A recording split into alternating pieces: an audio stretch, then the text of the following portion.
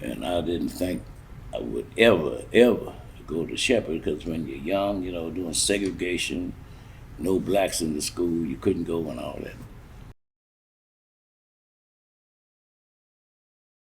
But as soon as we got down there, a group of white boys, white boys playing touch football, and they asked us if you guys want to play some touch football.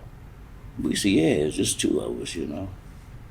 And we played, and it was getting ready to get dark, and we were walking from the field to our cars, and they were talking about college football. And like I said, my cousin was playing there, and then most of the guys, about 3 or 4 of them, was at Shepherd. And I said, yeah, I still think I could play college ball. And Norm Johnson, he was this must have been his first year, second year over. And he says, if you think you can, he said, I'll say something to coach. I said, yeah. And I didn't think he was gonna do it. So the next evening, we went down to work out, and he said, Coach want to talk to you. I said, yeah. He said, yeah. So Norm Johnson, he set up the time, and I went over and talked to Coach. And he said, there's never been any black football players over here, no black athletes. And he said, and if you are, you'll have to go through a whole lot. People be calling your names and everything else. And he said, I'm just telling you ahead of time, you think you could handle it? I said, yeah. And he said, well, you go to the administration and get your paperwork and see what happens. A couple evenings later, the same group was playing football, and Norm Johnson, he said, man, Coach want to talk to you real bad, man. See, so I went over and Coach said, well, you've been accepted as Shepherd. Then we had about a 2-hour talk, all about what Jackie Robinson went through, and can't fight back. He said, you can't fight back, you got to do this. I've seen Jackie Robinson story 100 times. And I said, yeah. He said, you sure you going to be? I said, yeah. He said, you won't have to do any fighting. He said, we'll fight for you. And all keep your grades up and all that.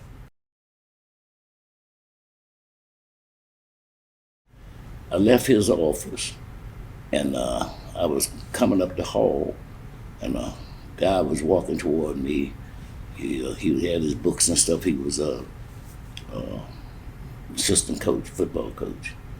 And he taught anatomy and physiology and all that. And when it got to me, he put his hand out and we shook it. He said, welcome to Shepherd. And I said, thank you. And I just kept going. And it just sounded like he was sincere. And I made another turn to come down the steps and get to my car, and there was 5 or 6 football players waiting for me to come out so they could talk to me.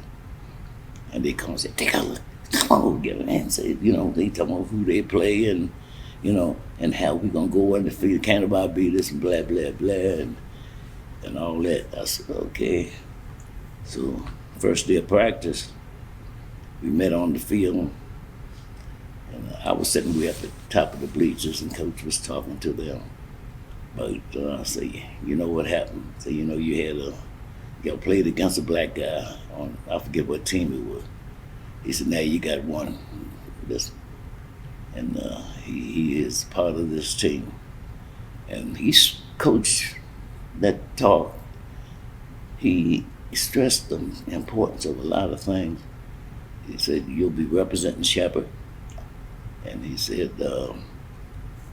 how this year turns out at Shepherd, it would be based on what you do or what you fail to do.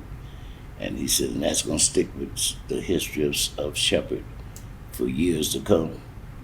And he said, y'all think about this and think about the unity and all.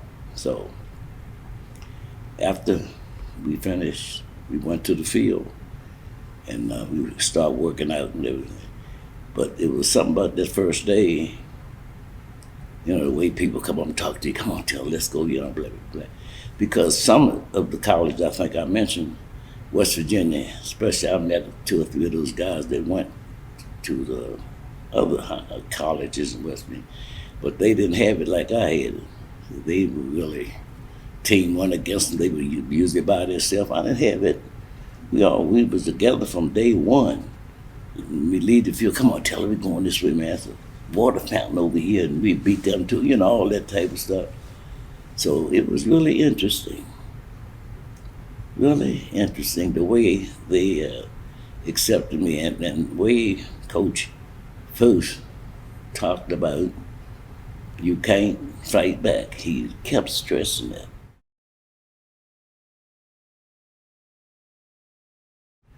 And when I got in the kitchen, little black guy, I don't know how old he was, but he was washing pots and pans and stuff.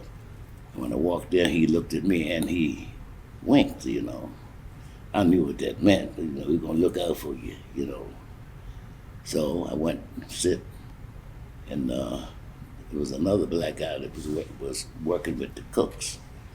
And he came by and he said, I got you.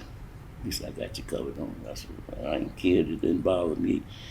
Segregation and all that never bothered us.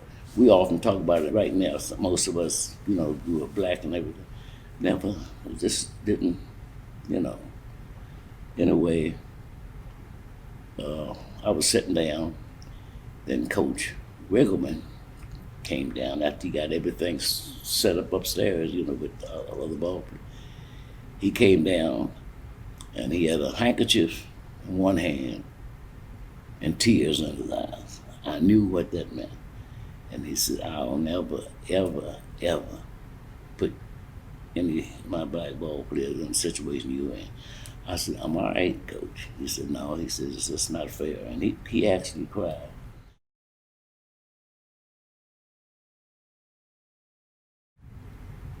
Didn't see any wasn't no blacks on the team or anything. And went on down and warming up, and after a while, they start the name calling to me. I was involved with, we had to play, like I said, I would play the offense and defense. We had to play, I would go down about 10 meters and cut into the middle, catch the ball, and then try to get as many yards as I could. And I catch the ball, and I would keep dragging all these people down the field with me. And I said, I wonder why they can't tackle me. So I came back, and one of the ball players said, tell her, you know what, see, when you get that ball, he said, they holding you up so that the rest of the team members can come get a crack at me. And they didn't hurt me, but they were there. I just wonder why they couldn't put me down. And then and the next time, same thing. I went down, caught the ball, and picked about 10 yards, and there they were again. So we had 3 guys from Shepherd, went to the official. This one guy named Norman Johnson, he's the one that got me at Shepherd from Indian, his whiteboard, got me in there. And he went to the official and took his finger and pointed at the official right up in the middle of his forehead. And he said, if you're not gonna call the game right for him, don't call it right for any of them. And that's when there was a lot of physical activity. I mean, big time. All white, not even a janitor, nobody black. I was all, and the name calling and all that. Just before the game was over, Coach Riggleman called timeout and called all the team over where he was. And he says, we've got to get Jim to the bus. And he said, now I'm gonna be in the middle. I'm gonna have his hands sick. You can't throw no punches, you can't do nothing. He said, I'll be in the middle and say, y'all make a big circle around.